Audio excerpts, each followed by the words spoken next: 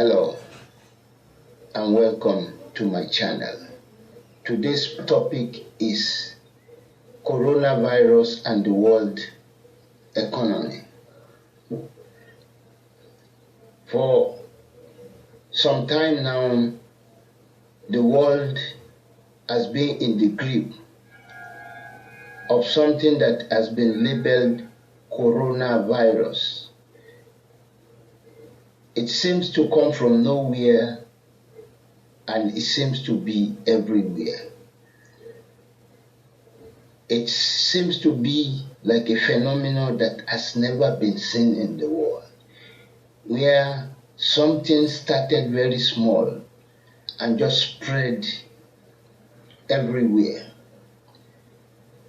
There is death and destruction in the wake of this virus. And every nation is in lockdown.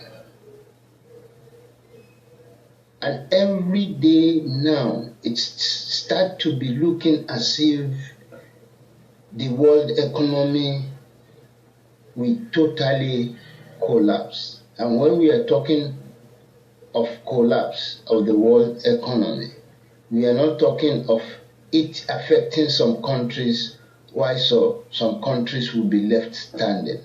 We are talking of a domino effect that will start in one place and move around the world with a speed that has never been experienced. And as we come to this grip of this virus, thank God we have a world that is prepared.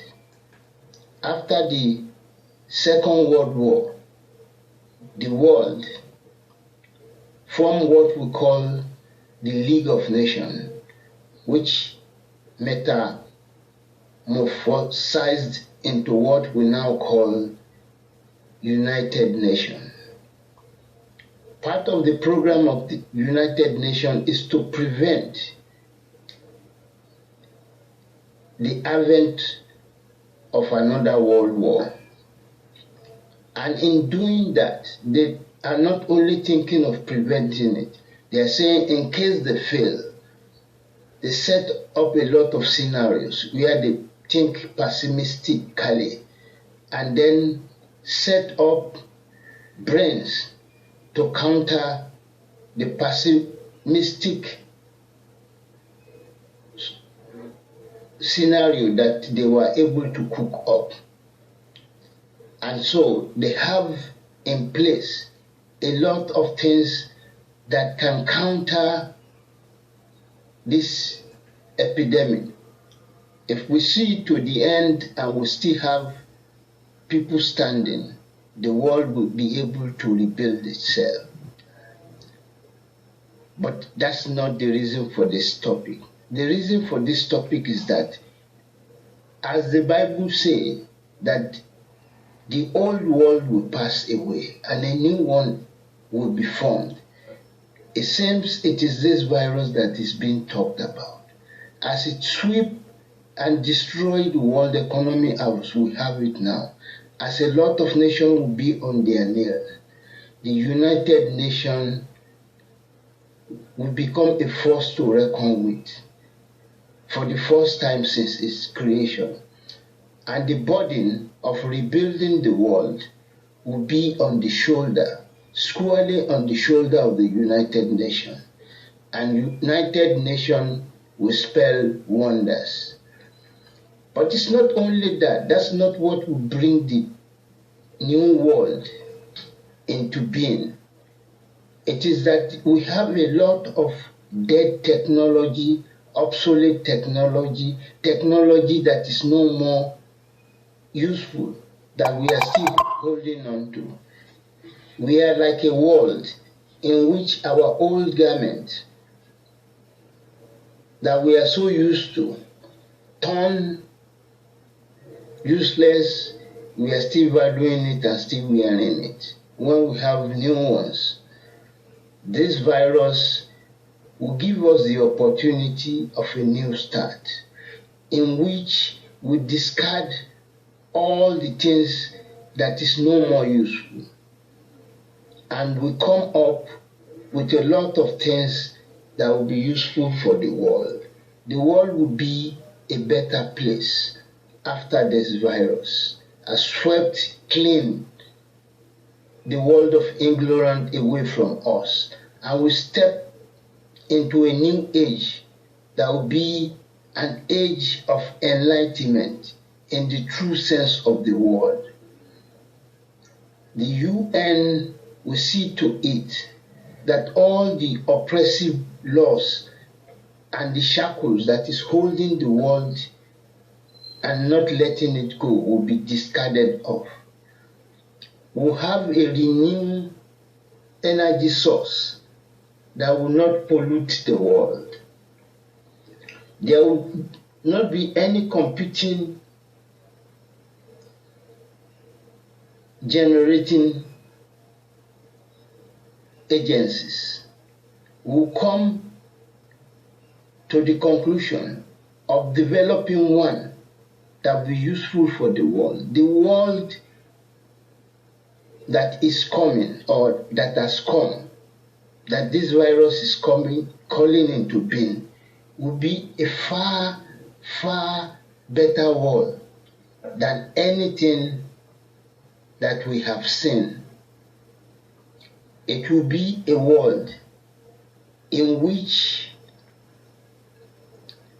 technology will be shared freely among all nations, in which we will come together, not to build our Tower of Babel, but we will come together to unite in a way that will have the rubber stamp of God. We will come together in a way that all the dividing factor, whether it is gender, color, race, country, whatever may be the dividing factor, this virus will sweep it away. At the end of this virus, we will see one another as just one human race. And when we unite in a way like that, everything will benefit from our new found knowledge and status as true human being. We will start taking seriously our being called forth to be the steward of the world. We will no more be cruel to the animals. We will be loving towards them. We will devise a program that will feed the animals. We will take care of everything, from the most smallest microscopic living organism in the world to the biggest whale. Everything will have to be put under a program, supervised, pampered, and it will be a new age for man. Maybe this virus has come to teach us that we are just one human race. No division, nothing. It's only that the other side have something in stock for the world that is more beneficial than the rest. And it's only that race and only that race that can do that thing better. We'll recognize that as we develop the new world. It will be a better day for man, because man will cooperate in a new dimension. Everything will undergo a complete metamorphosis. And in our own new way, we will see to it that the new world that we'll be creating will fit into the definition of what the Lord wants the world to be. It said, "The Lord has shown thee, O man, what is good and what the Lord requires of thee." The Lord requires justice, It requires mercy, and it requires that we walk humbly with our God. But that third part I will redefine. It will be that the law will come into being that will replace the third one, and it will be love your neighbor as yourself. And neighbor will be redefined, because anybody, anything that you are compelled to help, that is your neighbor. It will be a new day in the life of man. Man will wake up and realize that all the division that we have created doesn't fit the bill, that we are just punishing ourselves, that when we leave some portion of the world to suffer and to breed diseases or to do things the way they wanted it, that we are not helping ourselves.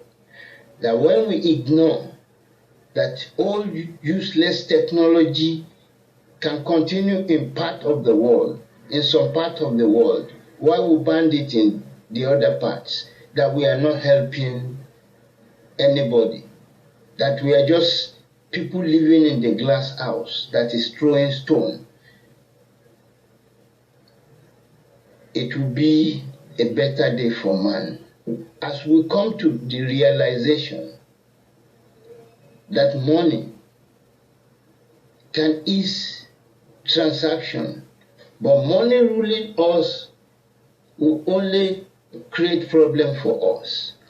That will make budget that will not include money, that will only include what we want to do and how we want to do it. And then it will be a good and better day for man, as we put all factors of production to produce as the designers do.